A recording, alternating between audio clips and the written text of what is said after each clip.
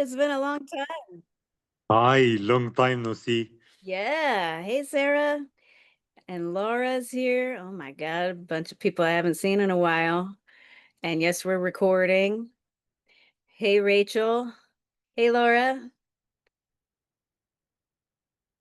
All right.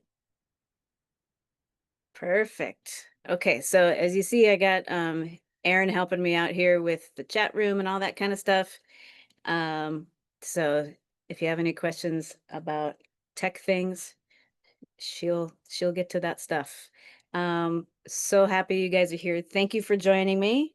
And today we're going to talk about uh, the three pillars of a business that I built my business on. So thanks for being here. You're here because you love dogs and you're damn good with them, or you want to be damn good with them.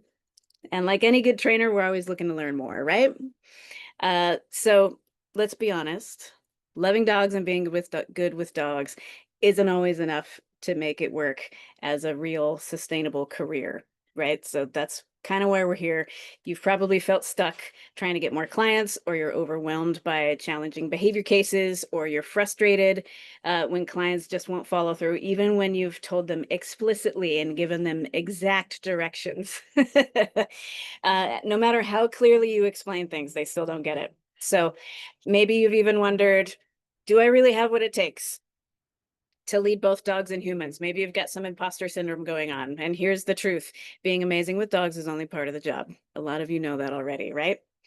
So to become the go-to expert in your community, you need three things: a sustainable business, behavioral fluency, let's say, that goes beyond obedience, and the ability to teach humans with confidence. And that's where we're going to dive into today.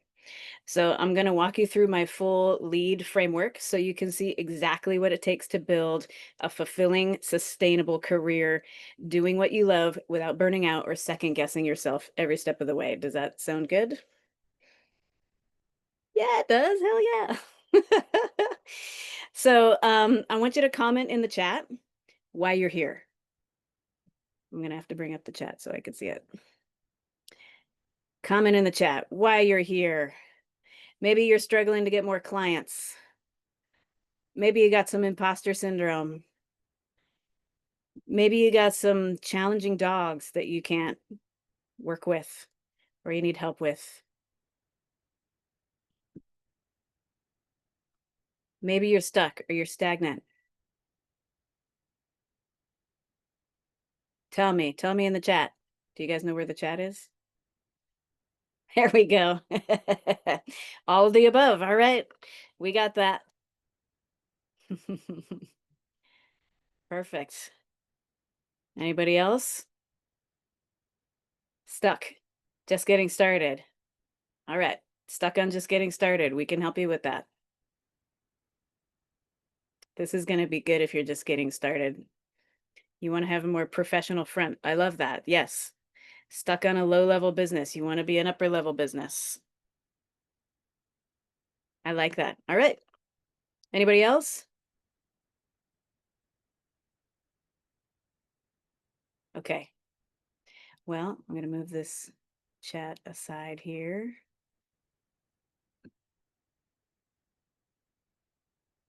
Sorry, you guys. My technical skills are still in process. All right. So before I introduce myself, I want to tell you that in addition to giving you this information on the foundation of how I built my dog business, I will also be promoting my current business, which is called Lead Academy. It's an online coaching program that I built to help walkers and trainers just like yourself or yourselves to build your confidence in business, clarity with dogs, and communication skills with humans. So there will be more info on that later, and they will also have a space for any questions that you want to have as well. So I'll tell you my story a little bit. I'll try to keep it short, but I started a dog walking business in 2009, inspired by seeing the dog whisperer on TV after being fired from my job. I ran movie theaters for 12 years, and that experience gave me the confidence to start my own business. So I set myself apart from other dog walkers by roller skating with dogs, and I became known as the dog skater of Long Beach. So I got a lot of high energy dogs. This is my first client right there is Otis up here in the corner as well. Otis was my first client. I had him as a client. I didn't even have my own dog at the time. I just had my neighbor's dog Otis, and I saw the dog whisperer and tried everything I saw on that show with Otis, and it worked. So I got another client and then another client, and off we went. And then in 2013, Cesar Millan started offering classes and workshops at his ranch right up the road here in Santa Clarita. And I couldn't afford the workshop at the time, so I took a class. It was $400. And the teacher was Colleen Steckloff right here. And it was super valuable. And she was my first mentor. Um, and she strongly encouraged me. I ended up taking two classes because I liked her so much. And she strongly encouraged me to take the workshop. And I kept telling her that I couldn't afford it, but she was relentless. So I caved and I found a way to pay for it and I put it on a credit card. And I reassured myself that this was an investment in my business and that I would make it back and that it was cheaper than any college tuition that I could have gotten. And that investment changed my life. The workshop changed everything. There was nobody doing pack walks in Long Beach at home. So when I got home, I started putting all my clients together and I became the first pack walker in my city in Long Beach. And people started pulling over their cars to take pictures. This was a post that somebody sent me on Instagram in 2014 because they saw me on the street walking a pack of dogs and they said, "This is my dream job." Um, I got tagged in random posts like that all the time. And my walking clients started asking me, "Hey, how do you do that? How can you walk my dog like that? And I can't walk my dog like that. How come they do it for you, but not for me?" And I'd say, "Well, let's schedule a session. I'll tell you." And that's how I became a trainer because I was doing this. And then people started asking, "How do you do that?"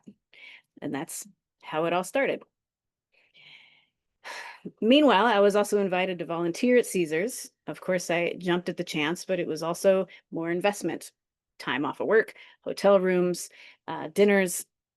But I met other trainers and we became a pack. These people right here are like family to me. This is my support system and we were a hive of creativity for our businesses. We were always evolving our way of bringing passion for dog psychology to our communities and to our clients. And that group was really instrumental in my growth.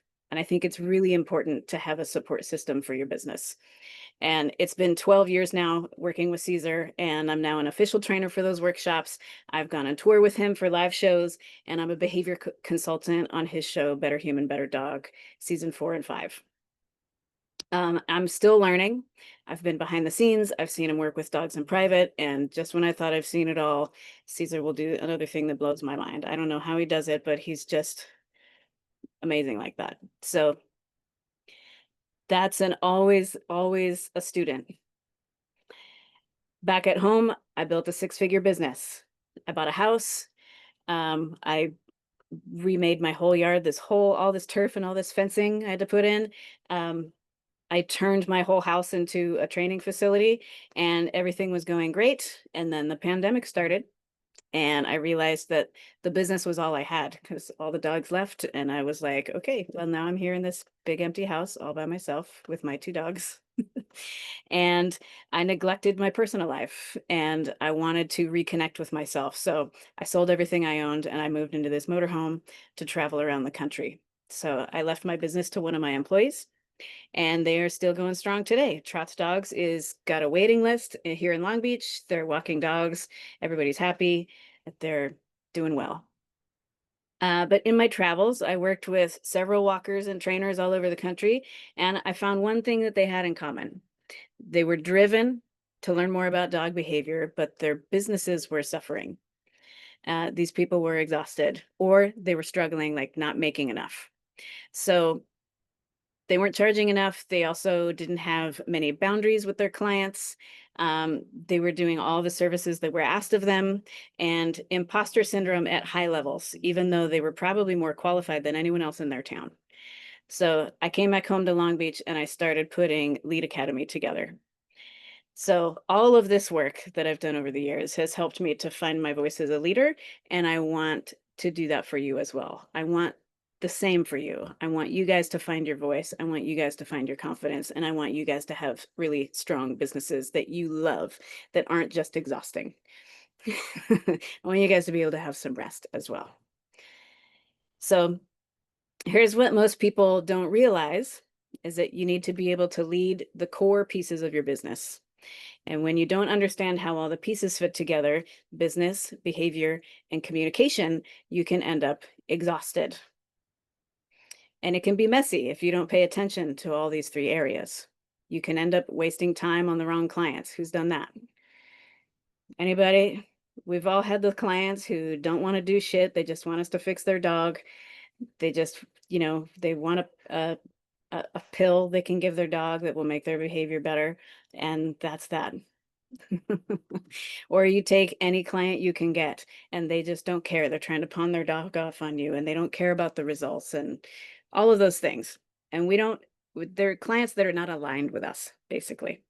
So we're wasting time on those clients. I can't tell you how many people have told me, "Oh, this dog is so wonderful and so great when they're with me. They're doing all these wonderful things, but then they go home to the owner and they're not doing shit. They're not doing what I tell them, and their dog is suffering, and I feel so awful for their dog." That's exhausting.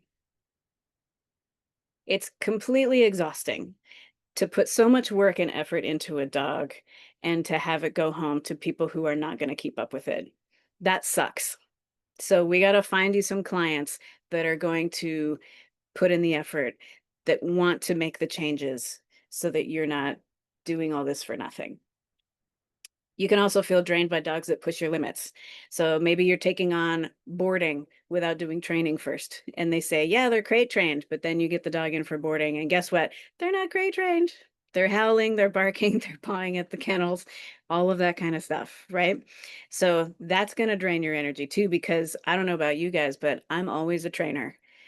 When I grab a leash, I am training that dog, whether I'm being paid for a walk or I'm paying for training or getting paid for training. So if I can't turn off the trainer in me, then I'm going to charge accordingly. So being drained by some of the dogs that push your limits, and it's, if you want to take a dog in for boarding, let's say, and that dog is not trained very well, you're either going to have to put up with a lot of crap or you're going to be training that dog and not getting paid for it.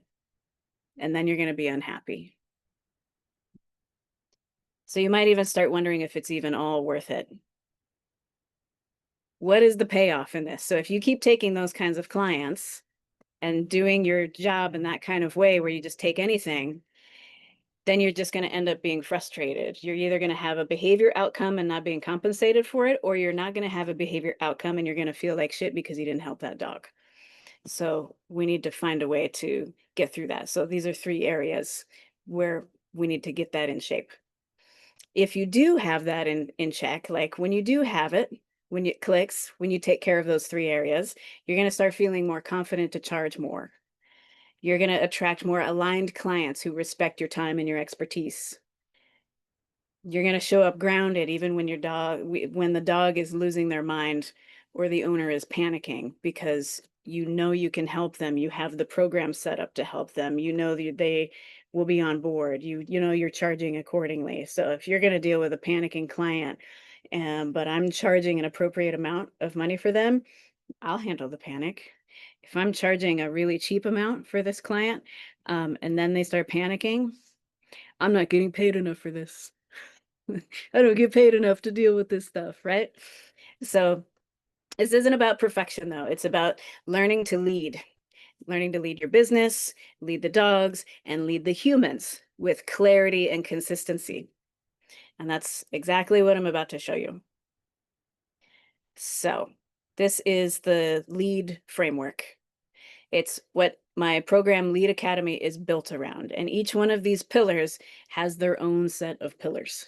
But today I'm going to show you these pillars that is a practical, proven method to help dog professionals like yourselves to step fully into your role and build the career that you want, not just randomly work with dogs and try to get paid for it. So, number one, the first pillar is building your business. And here is where we dial in your services, your pricing, your marketing, and your long term growth. So, we want to start with foundations. We want to get clear on your services, your structure, and your pricing. Now, I have a business model in the program that will tell you what services you need, what services are going to work from you or for you, what services are better for your area, all that kind of stuff. And we have kind of a format to plug and play the services that are going to work best for you. And if you're just starting out, I want you to focus on just one service because it's kind of the easiest thing to do. And I highly recommend that that service be dog walking. And it's not just because that's what I did, but it's because, I mean, I did it, my bunch of my friends did it, but I feel like dog walking is the foundation of training. Walking is if you can't walk a dog, you can't train a dog.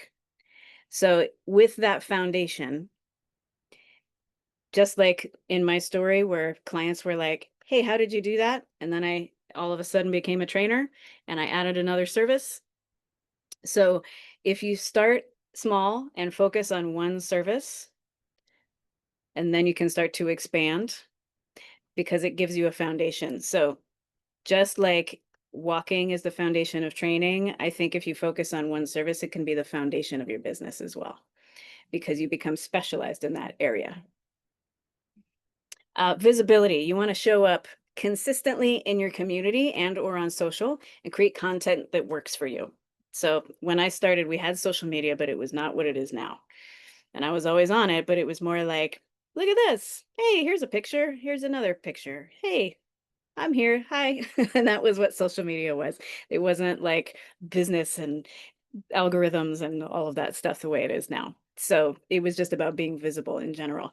But I still think that one of the best ways, if you have a local service business, which if you're a dog trainer, that's what you are, your local community is where most of your business comes from, unless you're doing some virtual stuff and some online stuff, which is stuff we talk about in the program as well.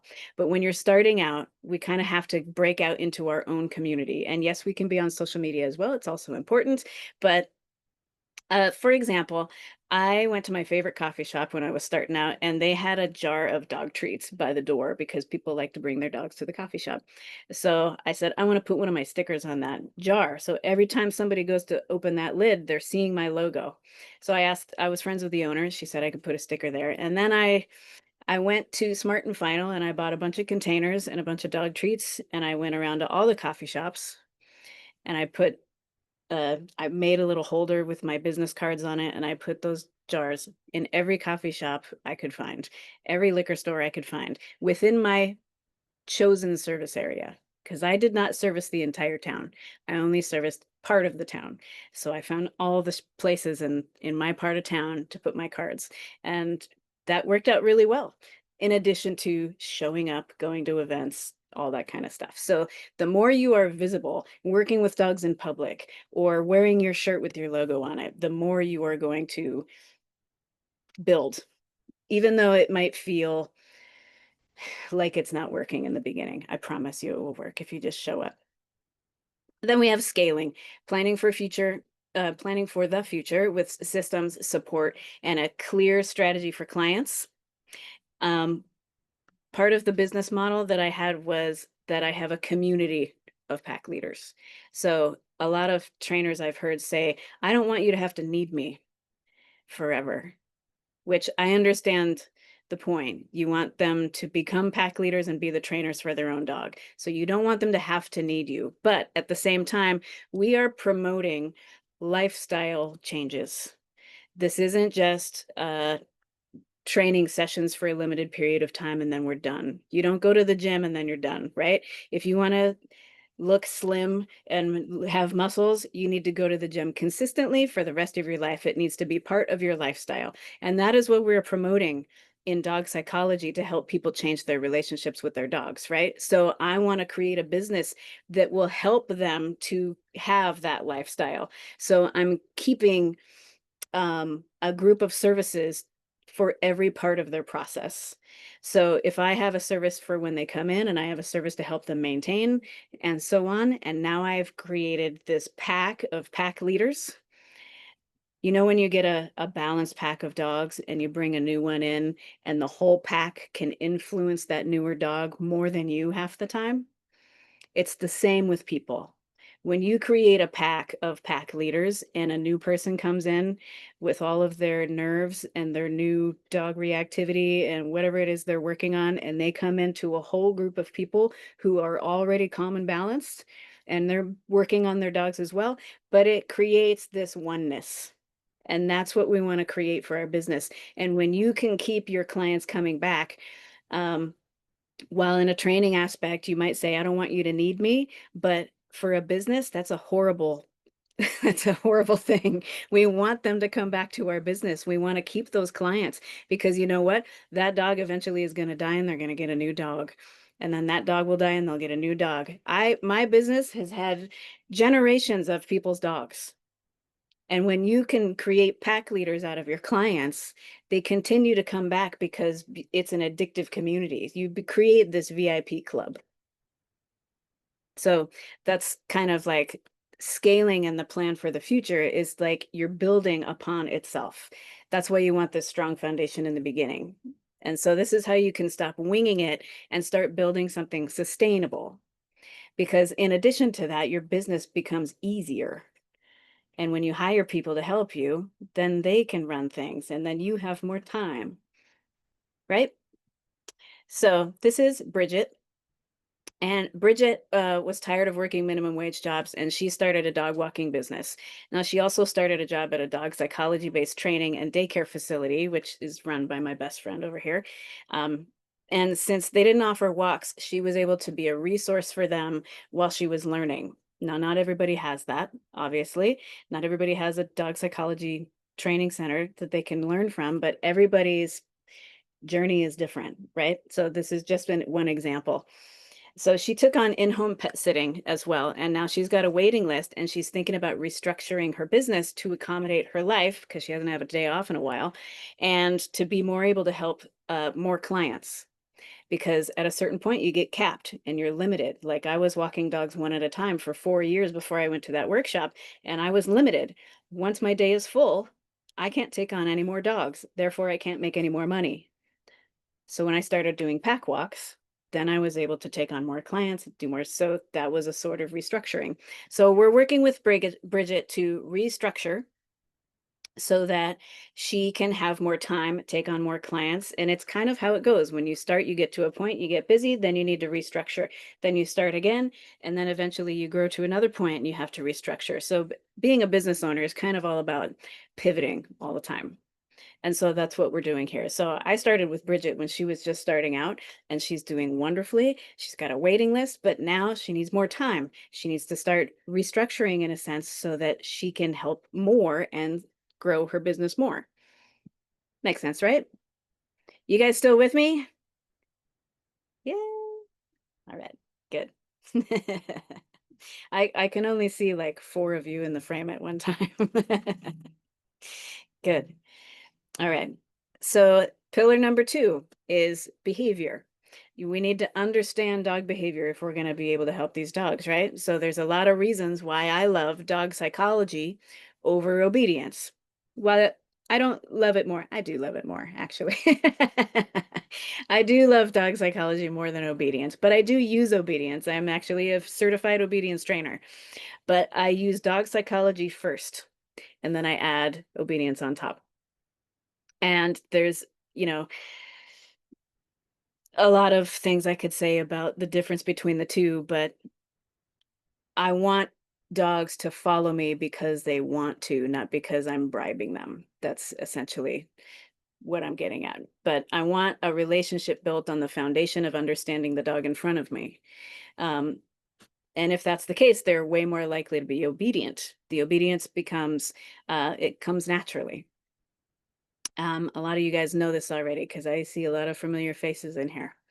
But anyway, we're learning the language of dogs. And we're here to build like a fluency in that language. The energy and body language is the universal language. And then we want to find the why behind the behavior. So when we can understand dogs fully as they are, without just trying to teach them a bunch of commands, then we can find why they're behaving the way they are. Usually it's because they're unfulfilled in some way, they're insecure in some way. Those are usually the cases. So we also want to be handling with confidence. We want to stay calm and present, even when things get messy. We want to be able to read what's happening in the moment and adjust on the fly. So when you master those skills, you are able to do that.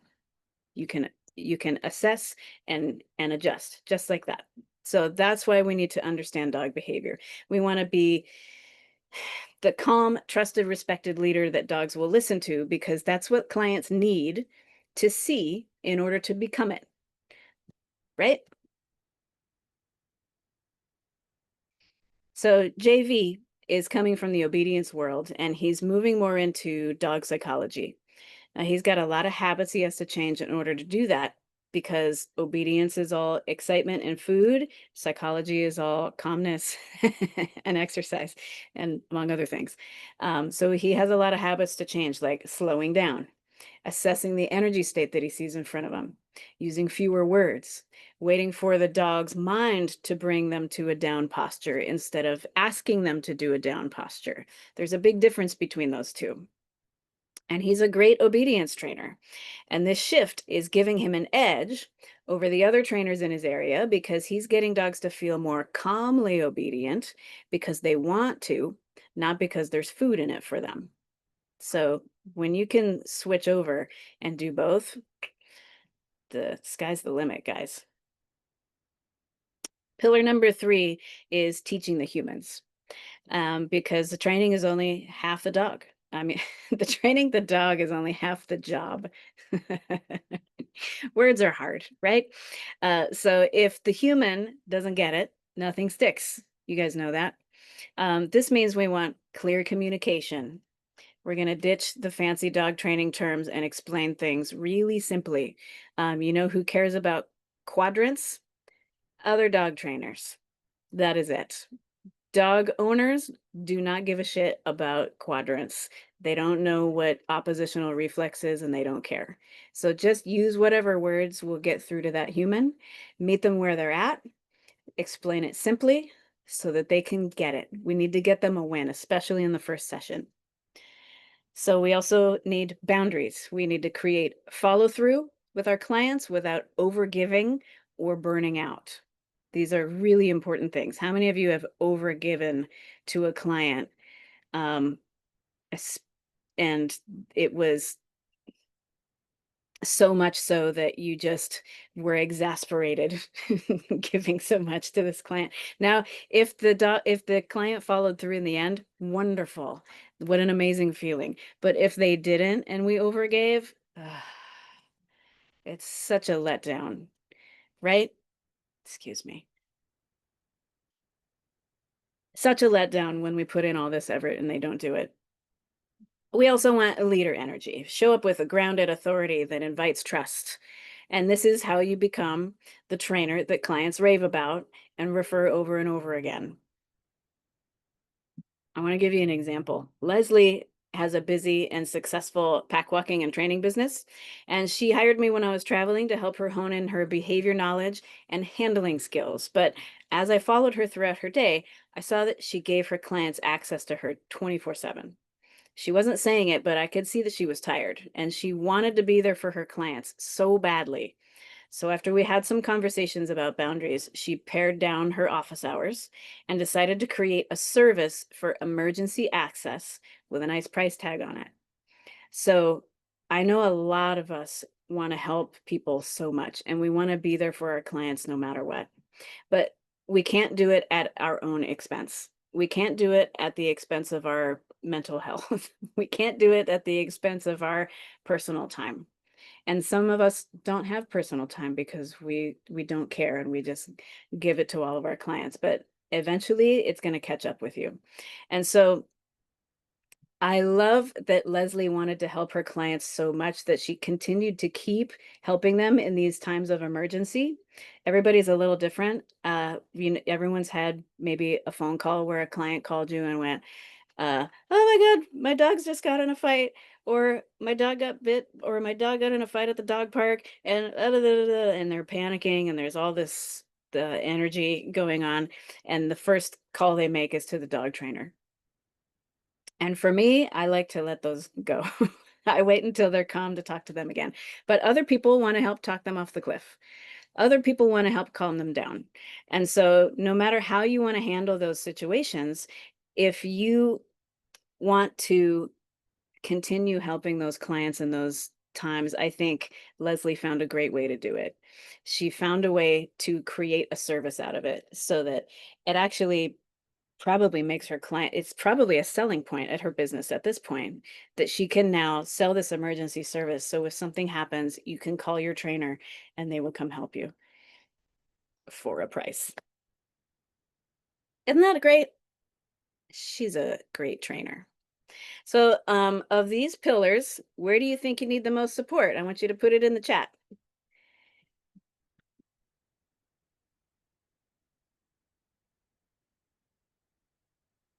Okay.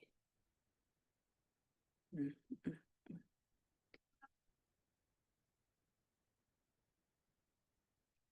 I guess it's a little like the question I asked you earlier. Business. Yeah. Yeah. I feel like that's probably why a lot of you are here for the business pillar. That's kind of what we, oh, the teaching part. Good. Yes. Good. Business and teaching. Awesome. This is why I put this program together, guys, because I feel like it's a missing piece. There are a ton of dog training workshops out there. You can go to a million dog training workshops, and we do. I've been to a ton, but the business part and the teaching humans part is something that's missing. And some people are catching on a little bit here and there. There's a couple little programs you can do, but pricing and adding my business oh, I don't know what that word is. But pricing and adding dog psychology. All right. Yeah. So this is why we're doing it. So if this framework if this framework speaks to you and you're ready to stop spinning your wheels, I want to invite you to go deeper. Now, here's where I'm going to throw out a little bit of selling for Lead Academy. You're going to get my complete business building curriculum. Personalized coaching to help you solve tricky dog behavior cases. Real-time feedback on your client communication and structure. And one thing that I really love that we've just added, that I'm having so much fun with, is we're doing actual virtual training sessions in our Zoom calls. So we have our group Zoom call, and then we have a dog owner come in, and one of our trainers in the program will conduct a virtual training session with that client on the call. And everybody else turns their screens off and they go through a training session, and we interrupt and we get coaching and we give advice and we ask questions of the owner to see how it's going. And it's a whole process where we're breaking down a training session. I also have a how to conduct a training session guideline for them, but it's a really awesome part of the program that we're all really enjoying. So that's a new part of it. And this isn't just a theory. This is implementation, support, and transformation in real life. So if you want to book a call with me now to learn more about joining Lead Academy, I'm happy to have a call with you, answer any questions you have, and we'll drop that link in the chat and we'll chat about it. So Lead Academy is my full program for dog professionals who are ready to go all in on their business, their confidence, and their leadership. We do a lot of behavior video breakdowns as well. So we're dealing with people and their actual dogs, their actual clients. They're getting videos of them working with dogs, and we're breaking down those videos and seeing what we got in there. So those group Zoom calls that we have are my favorite part. I love being on group Zoom calls, you guys. Sometimes we go way too over on them as well. So this is part of why being in the community of dog pros is priceless. This is Danny, and this might be too small for you to read because she wrote a lot in there. But Danny had a lifelong dream of being a dog trainer, and it was never the right time. And until she saw my post launching Lead Academy last year, and then she said, "This is it." She had $37 in her bank account. Um, But I said, "Do you have a credit card?" And she said, "Yeah." So she put it on a credit card. And you can see right here, 3 months into Lead Academy, I paid my card off.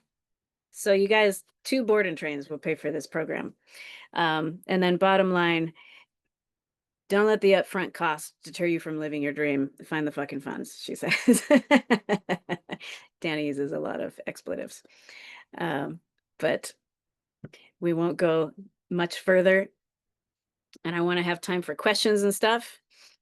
It's never the perfect time, but now is a particularly good time for 2 reasons. Because 1, when you join Lead Academy, before the end of August, you'll get this special bonus. I've got 0 to Booked. It's a $20 marketing game plan for dog pros. So it's got 10 steps, and the $20 is just because Canva charges 20 bucks for 100 business cards. And that is that. But this is a way for you to get a quick few clients, and it's repetitive. Like, you could put this 10-step plan on repeat. And actually the steps get fewer if you repeat it because some of it is set up. But it's a great way to get new clients. Option number 2 is or reason number 2 is I'm testing a new payment option. I talk to so many great folks, and the objection I get is that, like, it's never that Lead Academy isn't the right choice, it's that finances are funky. So I decided to test something new. So for the rest of this week, you have the option to join Lead Academy for half the time and half the price. So my hope is that you join us, love it, and stay longer because you can continue to grow and evolve. But I want to make sure that the price point isn't getting in your way. So it's normally a 6-month program.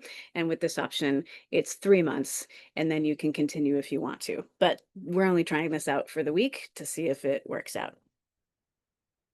So if you're interested in learning more or joining me, the next step would be booking a call so that we can chat and make sure that you like me and that I can make sure that I can really help you. And it's important to me that the folks who join Academy are good. Like, I don't bring anybody into this program that I haven't talked to first. I want a curated group. This is not just for anybody. It's for people who are willing to learn, are highly coachable, and ready to take action on the changes to your skills and your business. People who have an interest in learning more about dog psychology, because that is my specialty. You heard my story. It's all Caesar Milan. If you don't like Caesar Milan, this might not be for you. If it is, we welcome you. And 3, if you believe in honesty, integrity, and loyalty, and I say loyalty to dogs and treating them with respect they deserve by speaking their language first, loyalty to balance, loyalty to treating dogs as dogs and not humans, and so on. I don't mean loyalty to me. So I want to make sure we have time for some questions, but before we get there, let me address a few common questions that come up. So you might be thinking, what if I'm new to the industry? That's perfect. This framework was built to help you get it clear and confident faster than if you tried to do it on your own. And I built this program from the ground up. If you've never walked a dog in your life, you can start in this program because I started with nothing. And then, so wherever you're at in your business on our course content, you can just find where you're at and start there. So if you're just starting, we got you. What if I've been doing this for a while and I feel stuck? Bridget felt stuck. And so between me, our individual coaching sessions, and the community, we are brainstorming, coming up with ways for her to grow, so that she isn't like stuck in this mental process. So we don't want her to be so busy that she can't get over the hump. So we're helping her to streamline and all of that stuff. Honestly, I think pet sitting is a great thing to start out with, but it's not really scalable. You can't stay at more than one person's house at a time. So pet sitting might be great in the beginning, especially since you can get a bunch of them. Uh, But over time, if you want to grow your business, that would be the one I would cut out. And I would start doing boarding instead if you have the means. Other people are working their tails off, but not making enough money. So that's another aspect where the checklist or the list that I just told you about can come in handy. But basically, what I've been hearing from other people in the program is that the motivation they're getting just from being in the group is helping them to like manifest. So there's there's that. And what if I'm not good at business? Nobody is at the beginning. And that's why I teach you how to market, price, and sell in a way that feels doable and aligned with your values, not sleazy or fake, where you feel like a shithead. And it's all about how you present yourself and the message that you're putting out to your potential clients. So we go over a lot of messaging in the program as well. And then what if you've been super busy and you feel burned out? That's another time where we're gonna step back and we're gonna kind of empty the closet and put it back together the way that makes sense. Um, that's where the support community comes into play as well. We do so much brainstorming in there. It's super fun. So I'll tie it off here. If you want to learn more about Lead Academy, you can hit this QR code. Does everyone know how to do that? If you don't know how to do it, let me know in the chat. Basically, you put your camera up and a link will pop up and it'll give you an info doc about everything included, including the price and all of that stuff. Oh, and it's in the chat.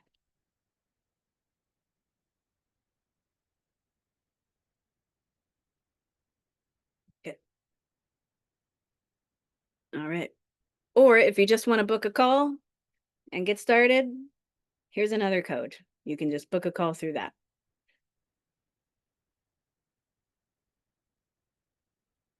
I'll give you guys a moment for that as well.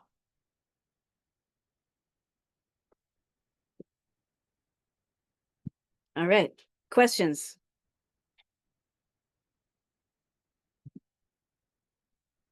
These can be any kind of questions. Let me get my chat screen up here too.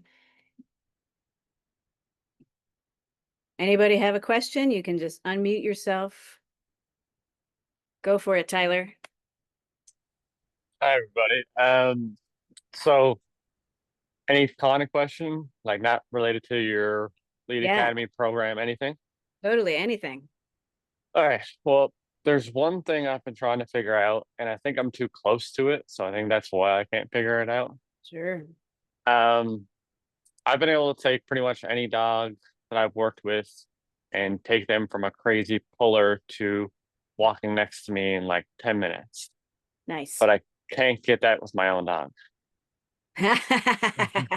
He walks like next to me, but he's about half a body length in front of me. Hmm. And I've tried 6 months, or no, I've had him a year. So a year now, I've been trying everything I could think of Yeah. consistently. And it's gotten a lot better. When I first got him, he was, you know, pulling as hard as he could. But now most of the time he won't go behind about a half a body length in front of me. Mm-hmm. Yeah. Super common. How many, raise your hand, guys, if that's happened to you. You can walk all these other dogs, but your dog is a challenge. Yeah. I've been I'm there. not alone. Yeah, you're not alone. I've been there. I And just oh, sorry, go on. oh, it's okay. That's like the part that humbles us, and that's the part that helps us relate to our clients. Because when it comes to all these other dogs, we have no emotional attachment. But with our dogs, we have an emotional attachment. We also live with our own dogs 24/7. And how many of you are pack leaders, calm, confident 24/7? Yeah, sure. Nobody, right? So there's more room for error. And that's more realistic to one of your clients' lives, right? So Yeah, so you're not alone in that. It's super common. And I think a year is probably around average, like 1 to 2 years is probably around average for the average person to turn their own dog around. And for a trainer too. I have a dog who's not perfect. I have two dogs who are not perfect.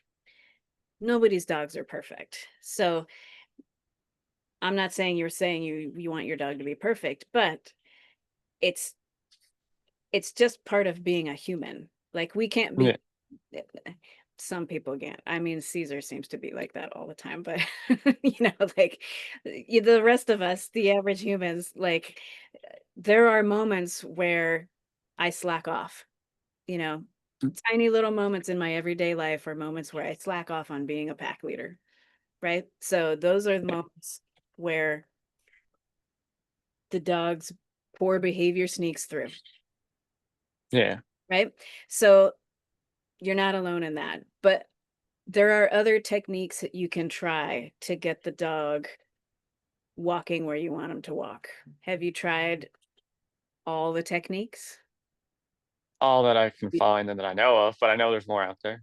Sure. So sometimes that's the case. So like I'll try every tool, every technique, and sometimes the answer is to not care anymore. Yeah, and I think that's what I've been realizing lately is Yeah. what the conclusion I've come to is my expectations for him are too high, Hmm. and then I'm putting too much pressure, and it makes him Yep. not want to be near me because the pressure's too high. Absolutely.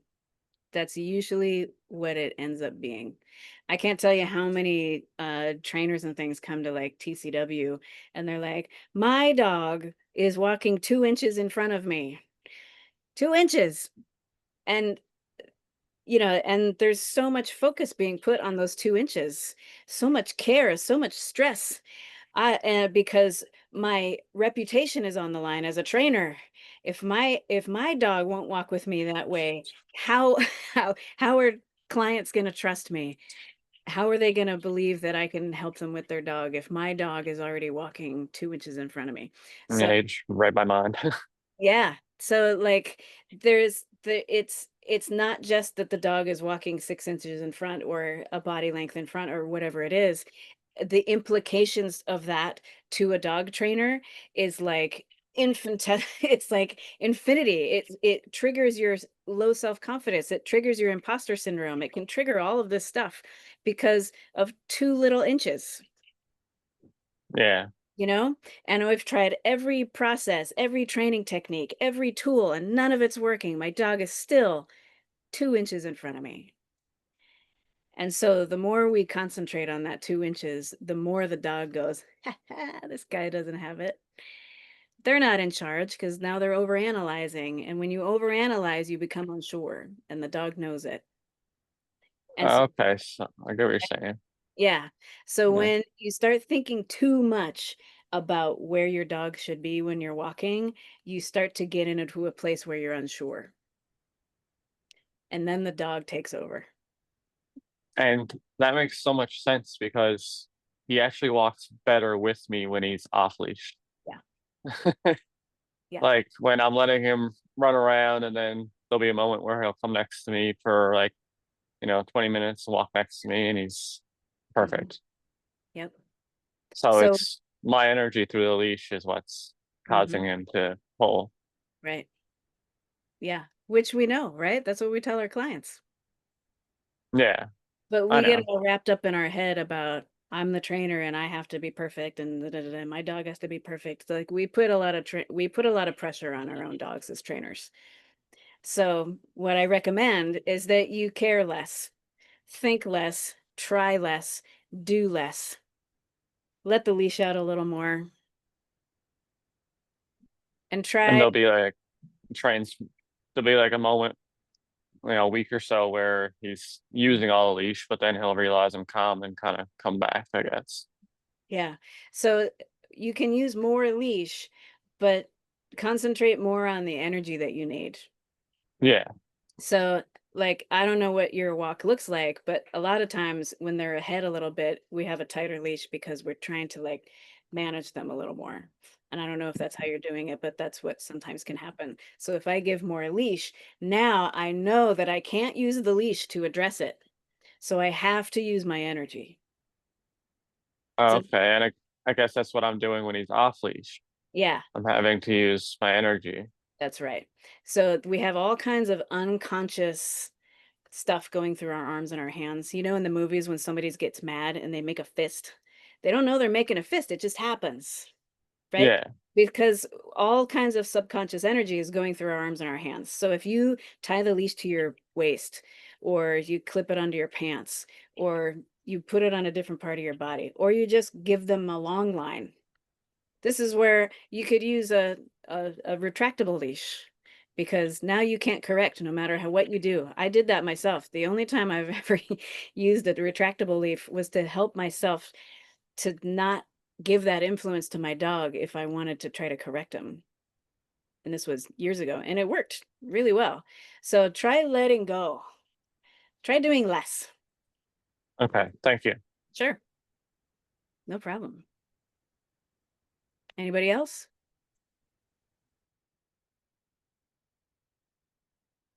Any other questions about anything? Business, behavior, clients, back I end? can go ahead. I got more Go if for no it. one else wants to go. Yeah, go for it. Um, I'll switch it up a little bit and talk more about my area. Mhm. So, as far as I'm aware, because I keep in touch with my community, I'm the only person practicing dog psychology type Yep. based training. Mhm. So, the most common style around my area is positive only. Yep. And I've been getting nonstop hate from them, which is, in my opinion, ironic because they're positive only and they hate. Yeah.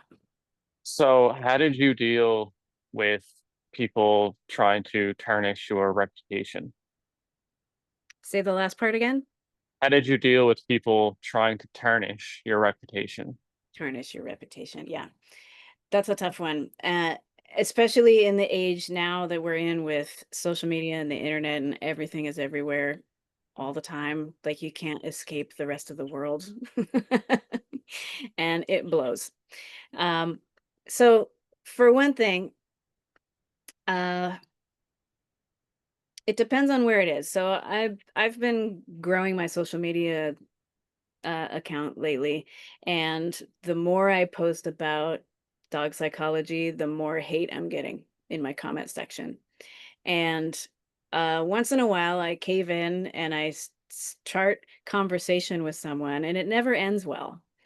They never they never are able to see my side. They don't have an open mind. They just want to turn everything I say into a negative, and I end up being frustrated. So, what I do now is I just hide those comments because I don't need to see it. I want to take it out of my mind because I know that I'm helping people and I know that people are getting better relationships with their dogs because of the work that I'm doing. I have 16 years worth of happy clients to remind me that these random strangers on the internet don't know shit about what we do. So that's one part of it. Another part of it is within my own community. Now, I don't get a lot of that now, but when I first started, I was trying to connect with other dog people in my community, and I found out real quick which ones didn't like Caesar Milan and didn't like me because of that. And so I just didn't associate with them. Once I found out they didn't like what I was doing, I was like, okay, I'll find other people who do like what I'm doing. And then I just created my own community. So I didn't feel so alone. I also joined a group of people who were doing what I liked doing, which was me going to TCW and finding that group. So finding a group of people who agree with what you're doing and people who are doing what you're doing so that you have that support system, I think is really important, whether it be mine or somebody else's or one that you create on your own. With I mean, in the beginning, I didn't have this online community, and I only had my TCW community when we were at workshops because we all live other places. Um, Nobody lives in Long Beach here, so I couldn't have them all the time. Yes. And so I created my own community. So my business became my community. And that was something that was probably part of why I did it. It wasn't a conscious business decision back then. It was part of me needing that sort of community of people who understood what I was doing and saw the benefits of it. Bec- Okay, so I guess what you did is you created a community so it didn't matter about the outside people hating because the community spread the word to their friends and family and coworkers. So it didn't Absolutely. even matter about, Hmm. okay, yeah, and that's what I've done. I host pack walks once a month. So get my everyone on my Facebook group together. We all meet at one spot and Hmm. I've helped, give them tips and tricks and Yeah. talk to them. And I mainly started doing that because I was having trouble socializing my dog. So I was trying to make friends to socialize with, and then it turned into a little business. Yeah. Perfect. Yeah. Okay. Perfect. Yeah. Yeah. So you found it like the people bad talking you in like your community, not just online, but like other trainers in your community telling clients like, oh, stay away from this person and all that. Mm-hmm. You found it didn't really affect anything. No. Okay. That's what I've been finding. Like I actually have clients standing up for me online and stuff. So Yeah. Yeah. Yeah, I okay. think, when people are bad mouthing others, it's more of a reflection of them than it is of us. Yeah, exactly. Hate travels up. Totally. And I'll give you a story. One time I was walking some dogs and actually the lady that owned that coffee shop that I put the biscuits at the first time, she texted me and she said, "Hey, you're blowing up on Nextdoor right now." Nextdoor is that neighborhood app. And I said, "Oh, okay."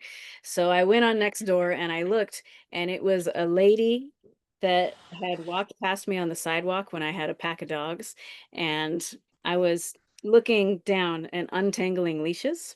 But there were so many dogs that we were blocking the sidewalk, and we were in a side part of a neighborhood somewhere. There was nobody around, but I heard somebody muttering something. And so I looked up and there was this lady taking pictures of me. She goes, "This is ridiculous, ridiculous." I was like, "What are you doing?" And she wouldn't go away. And then she was doing it so much that one of the dogs started barking at her and I was quieting the dog down and I stayed calm, but she eventually took off. But she posted those pictures on on Nextdoor complaining that I had too many dogs and that I was taking up all the sidewalk and that I had scared her grandson. Now I didn't see a grandson with her, but I did see down the street there was a guy with a kid and they were a block and a half away. They just moved on, and this lady had all kinds of awful things to say.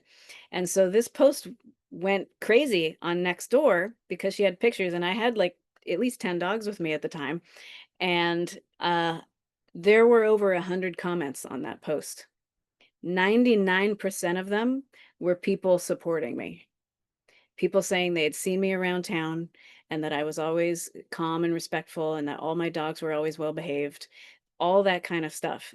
The entire community that I had been walking dogs in for however many years, I don't remember what year that was, but I had been doing it a while at that point. But so many people around town had seen me walking this many dogs. You saw there was Instagram posts, people taking my picture and posting it on their page. Like you're visible when you're in public. And now more than ever, people are, you know, getting footage of what you're doing. And so just you being who you are, trusting in the process, working with dogs the way you know to work with them, and creating that balance. We trust in what we do, we trust in the process. And when you live that every single day, it's visible to your community. People notice, people drive by. I used to purposely walk in certain areas to get certain attention. I would start my walk in the back areas so everybody could get their pee and poop out, get their yayas out. And then when I had the whole pack in a flow, then I would go to the busy street where the coffee shops were and walk past them so that people could see that. So I made sure people saw me. And it kept me accountable to always being calm, confident, always leading the dogs with that kind of energy, having patience, being respectful, being courteous to people that I pass by on the street. That goes a long way. And so if somebody's going to talk shit about you, just like they did about me, everybody in your community that has seen you consistently being awesome every day is going to stick up for you. So I wouldn't worry about those haters. Fuck them. Fuck those people. Good point. Good point. So just keep doing what you're doing because you know you're doing the right thing. You know you're doing the right thing for your clients. You know you're doing the right thing for dogs. And if a bunch of strangers want to say otherwise, fuck them. Yeah, exactly. Yeah, fuck those people. Just do what you do.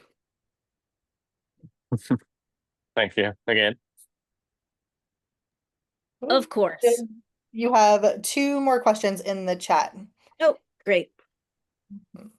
Yes, positive reinforcement, negative people, not fun. How do you get more clients and how do I get their trust?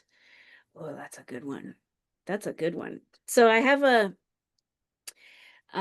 she's given you, she's putting the links right there. We have, oh, those are helpful links. I have a great way to get more clients. One is some of the stuff I just talked about with Tyler. Um, Putting yourself out there. It's what, here, let me pull up the slide for it. Putting yourself out there and becoming more visible and being someone who believes in your business, right? So visibility, show up and stand out. If you've got one client, take that one client. So if you take that one client to a visible area, take that one client to the farmer's market, take that one and get a shirt with your logo on it so that when you're out working with a dog, people can see you. Go to a rescue or a shelter and volunteer with them. Just go out there and say, how can I help? Don't go out there and say, hey, I'm a trainer. Can you send me clients? Go and help. Say, what do you need? If it's wash dishes, go wash dishes. If it's hosing off the kennels, hose off the kennels. Go help them. Because eventually they're going to get to a point where they say, hey, that shirt you're wearing, are you a dog trainer? Right? Like eventually you're going to create relationship and that's how you create trust, right? So the more you give and the more you put yourself out there and the more you show people what you do and the more you help. So with rescues and shelters, you're helping and that's gaining trust. And then eventually maybe you can say like when the time is right, hey, I can help that dog if I could give it a try.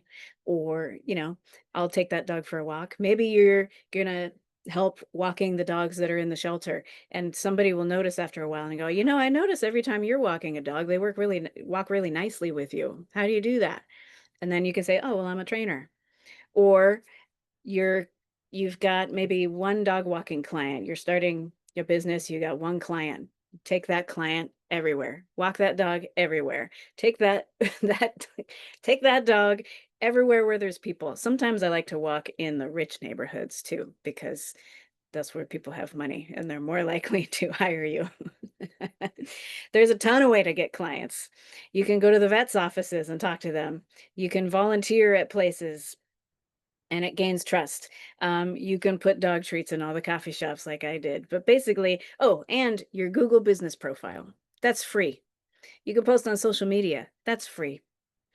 You can team up with another business that's working with dogs if they're aligned with you, or even if they're not aligned with you. Maybe you can hook up with a groomer or a veterinarian or someone who does a different service than you do, and you can team up. But basically, it's about creating relationships. So if you want to get trust,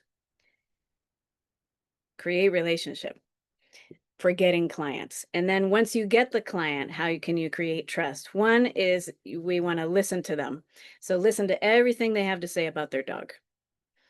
And then take it all in and then you go from there. So then you can kind of assess the situation and then say, may I show you something with your dog? And just do something that you can get an immediate change with. And when you can get that immediate change, now they're going to go, oh my God, this works. So the belief and the trust kind of go hand in hand sometimes. Sometimes we got to give them belief before they get the trust. Sometimes they got to see it to believe it, and then they trust you in order to follow the direction. It depends on the human sometimes. Sometimes we have the trust first, but they don't have the belief. I know you can do it, but I can't do it. You can do it because you're a trainer, but I can't do it. And then you have to get them to do it. And you have to coach them through that. So trust and belief are kind of hand in hand. And sometimes you need one before the other, depending. Does that answer your question, Mustane?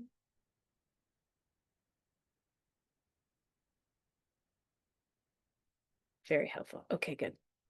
Good, good, good. We have another in here.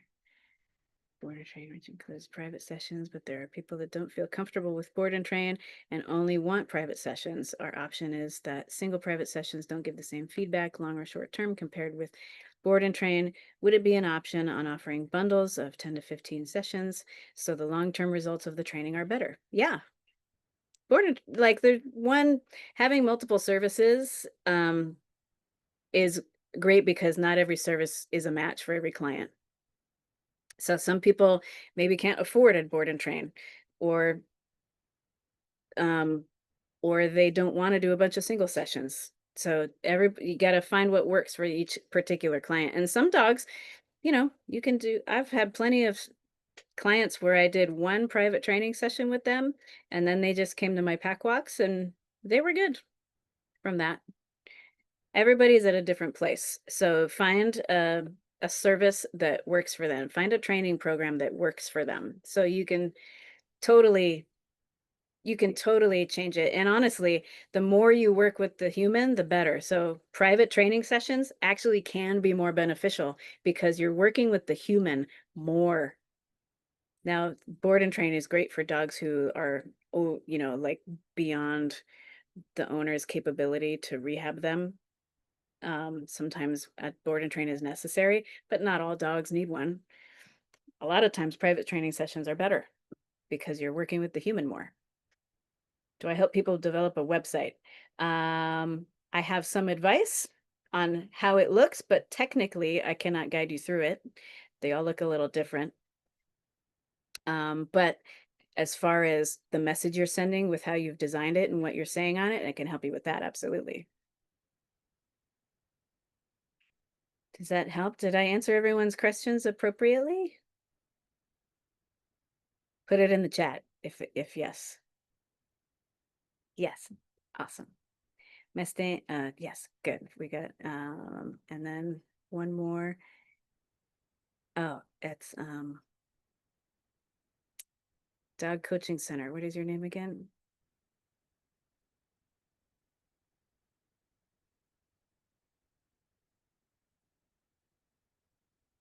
Okay. All righty. Oh, sorry. Let me put this screen back up here. Thank you everyone for coming. I hope you learned a couple things with this webinar. These are just the foundation pieces of how you can optimize your business and the three basic pillars you need to have your business be wonderfully sustainable and uh, working out for your clients. And yes, Tyler, you can ask one more question. Go ahead. You could have waited till you're done. That's fine.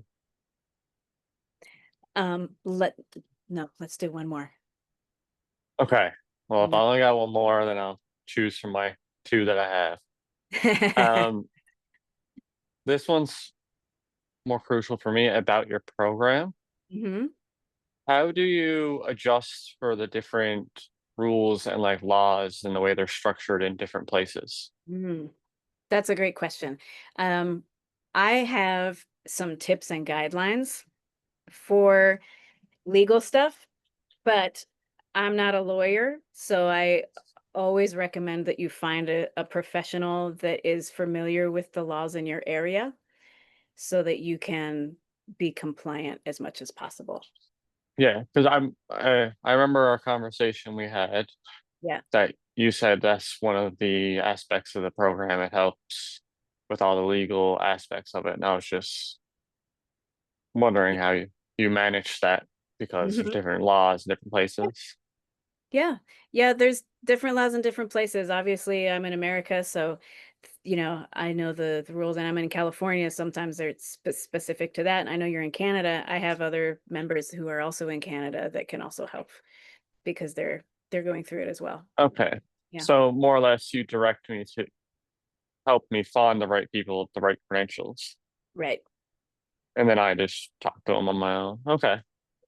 Yep. It's good to have your own uh group of resources. I have an accountant, I have a lawyer, I have professionals in the areas that I'm not a specialty person in. And we have them as guests speakers in the program. Okay.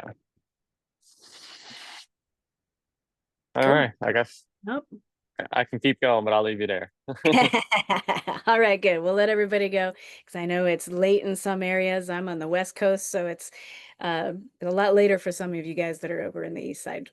So, Aaron, do we have any other things that I'm missing before we sign off? No, I think you got everything. I put the links in the chat and we will send out the replay later tonight. It takes a little while for it to process, but you will have that too in case you want to go back to anything. Yeah, guys. All right. This was wonderful. It's so good to see a lot of you, a lot of familiar faces in here. Thanks for joining me and good to see you. And I hope to talk to you soon. All right. Bye-bye.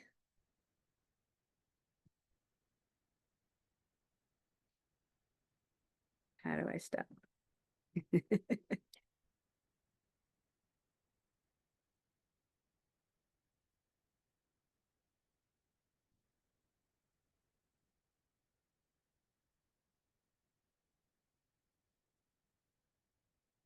Mm, mm, mm, mm.